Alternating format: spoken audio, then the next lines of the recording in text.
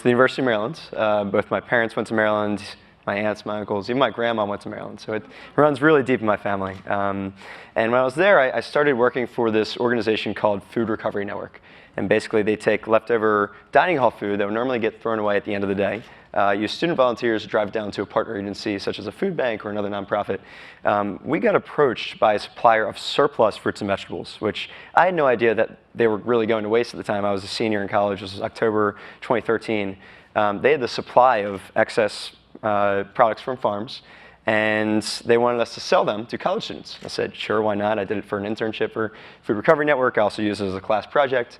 It was this little farm stand I set up in the basement of my dorm and sold 5 pounds of produce for $5. All of it otherwise would have gone to waste. First week I started, we had 10 students come up and buy from us. And the next week it was 20. Next week it was 30, and then it was 40. Weather got nice. We moved outside to Stamp. Then it was 50, 100, 300, 500. So it was really becoming a viable business. This was May 2014. My entire life, all I've ever wanted to do was start a social business, and a business that not only made money, but also gave back to the community in some way. So in May 2014, I turned that model of that little farm stand that we started just basically in my dorm into Hungry Harvest. And today we deliver all over the Mid-Atlantic surplus or ugly or recovered produce that would otherwise be thrown away because of its odd size or shape or because of logistical inefficiencies.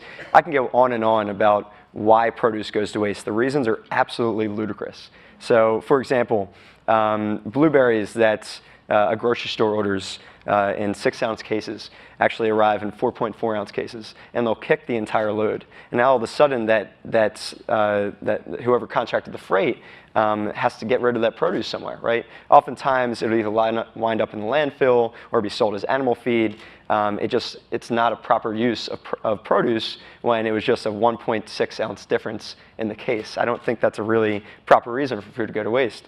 Other reasons are kale stems. We have a farmer down in Florida who the first crop of kale that he grows every single year, actually the stems are way too soft to sell. And so normally he would just leave them in the field, or actually, even worse, just leave them on the side of a road somewhere, right? But we were able to procure them and actually rescue them from going to waste. So there are ridiculous reasons why produce goes to waste, and it's not because it's bad or moldy or rotten. It gets that way because nobody eats it, right? And so we're working towards the front ends, the way back end, excuse me, of the value chain, right where it's grown and right in the wholesalers, where we can recover it, sell it to our customers, and also subsidize and donate produce for those in need. So your model is to take this produce, or seconds as it's often called in the business, and try to sell them at a discounted price to consumers who typically don't buy this because it's not pretty enough.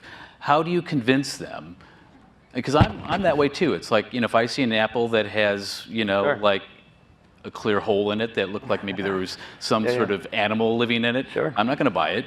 So, how do you convince people to think, okay, I'm going to give you my money for something that I wouldn't go buy at the local store? So a couple things. One, if you compare our box of produce to something you'd randomly pick out at a farmer's market or a grocery store, you wouldn't be able to tell the difference. I mean, we sold apples a couple weeks ago that had very, very small brown dots. I forgot what the term was, but small brown dots. And to the naked eye, to the untrained eye, you wouldn't even know that would go to waste, right? The second thing is, if you walk down a grocery store aisle, right, you see everything that's the same size, the same shape, the same color, and you might wonder how do they get everything to grow the same exact way? Well, the fact is it doesn't. There's weather, there's different natural forces that make things grow different ways. And so if you've ever been to a farm, you realize that things are all different shapes and sizes, and I don't think we should discriminate produce based on how it looks. I think we should discriminate on basis of how it tastes, right? Right. Not just produce. Yeah, exactly. So bite into the worm. Yeah. And how is that argument working? Do people buy it? People love it. My true mission in life is to democratize healthy food. That means democratize is make accessible to everybody, right? So I want to make sure that everybody can have access. Everybody, eating healthy should be a right in this country, not a privilege. And in a country where we're wasting 6 billion pounds of produce every single year, you've got to be kidding me that you might walk, we're in the Washington Post building today. If you walk 3 miles that way into Anacostia, you'll see kids that have never even tasted a strawberry. And that's a travesty to me. I think that's a travesty, and I've devoted my life to making sure that we can try and solve this problem through supply and demand, through entrepreneurship.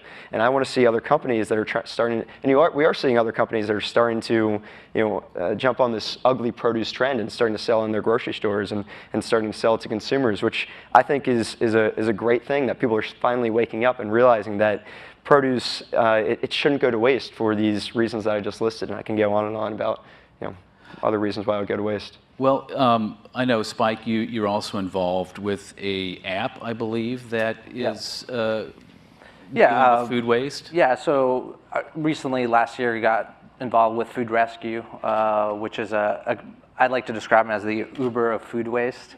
I think there's a lot of ownership to take as small business owners, whether in your restaurants, where a lot of food may go to waste. If there's some leftover food, or the night's over, you don't know what to do with it.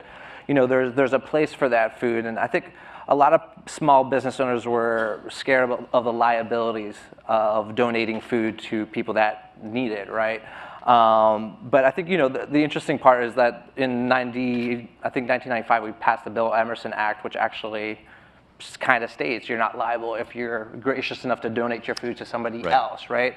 So I think that's a piece of legislation we need to revive a little bit and make a little bit more, maybe even amend, to make it a little bit better.